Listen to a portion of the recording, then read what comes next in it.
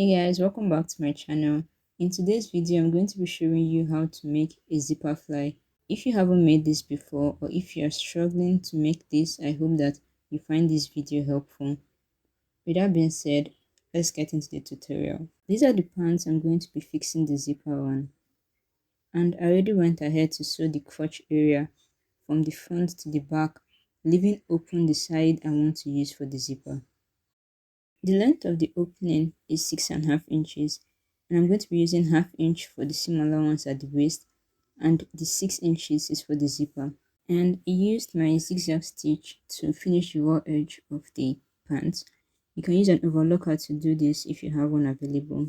To make the fly, we're going to be making use of these two parts. This is the fly facing, and one edge is straight while the other one is curved. I used my zigzag stitch to finish the raw edge of the curved part while I left the straight one like that. This is the fly shield, and it's a fabric unfold. Just like the other one, I used my zigzag stitch to finish the raw edge, and on this end I sewed it together, while this other end I left it open.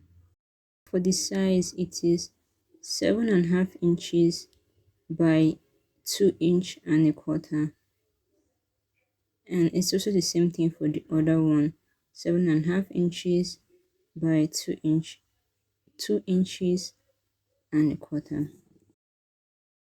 For the facing, you can apply interfacing on the wrong side of it if you'd like to stabilize your fabric, but this step is totally optional depending on the weight of the fabric they are using, but I put interfacing on mine.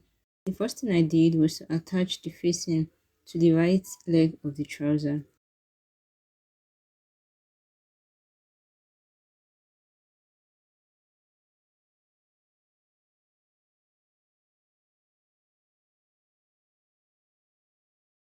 Now moving the seam allowance under the facing, I'm going to make an under stitch right next to the seam we just made.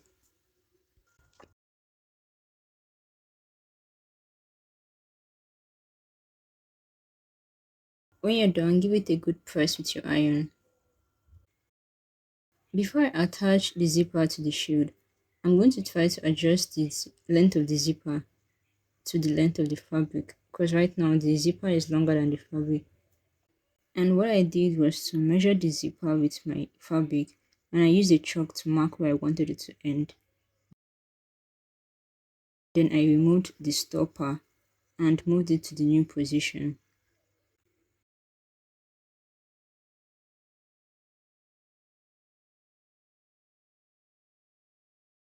Then I trimmed the excess off. Then I attached the zipper tape to the shield at about 1/16 of an inch away from the fabric.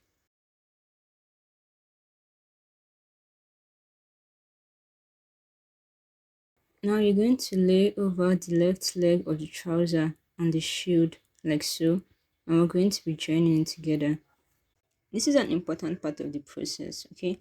So we're going to be sewing this, but we're going to be subtracting 1/4 inch from our seam allowance. So for me, my seam allowance was 5/8 of an inch, but I'm going to be using now 3/8 of an inch to sew this together. So whatever your seam allowance is, just subtract 1/4 inch, and that's the new seam allowance you would use.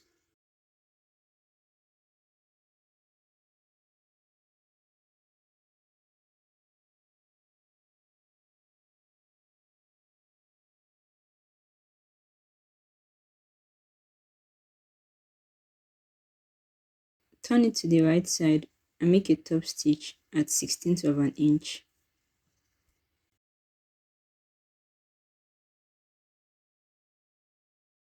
This is what it looks like when you're done, and because of the 1/4 inch that we left, the zipper is pushed inwards this way, so that when you place the other side over it, it's covered totally, and you can see it more clearly at the top part here. Next thing we're going to do is to pin the fly to the other leg of the pants like so, and we're just using 2 pins to secure it. After doing that, you're going to go to the inside part of it, and we're going to be stitching the zipper tape to the facing with the pins in place. When you're done, you can take out the pins from the front. Then I went ahead to make an extra stitch at the zipper right next to the teeth.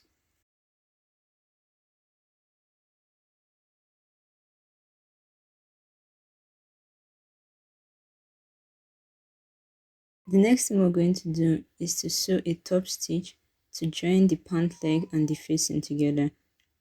And I used a chalk to draw out the outline for the stitch. And if you're going to be drawing out the outline, remember that this is the front of your pants, so use something that's erasable. And you can pin the shield away so that it doesn't get caught up in the stitch.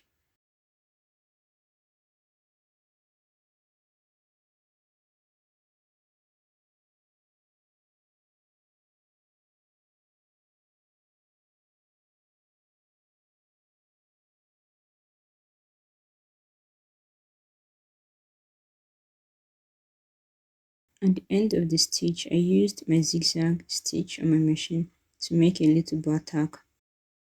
I did lose my footage for this, so I had to film it again. The last thing we're going to do is to make another stitch to connect the fly and the facing together.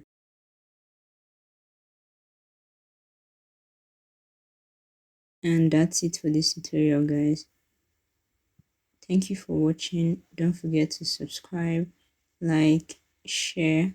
If you have any questions, you can leave those in the comment section, and I'll see you in the next video.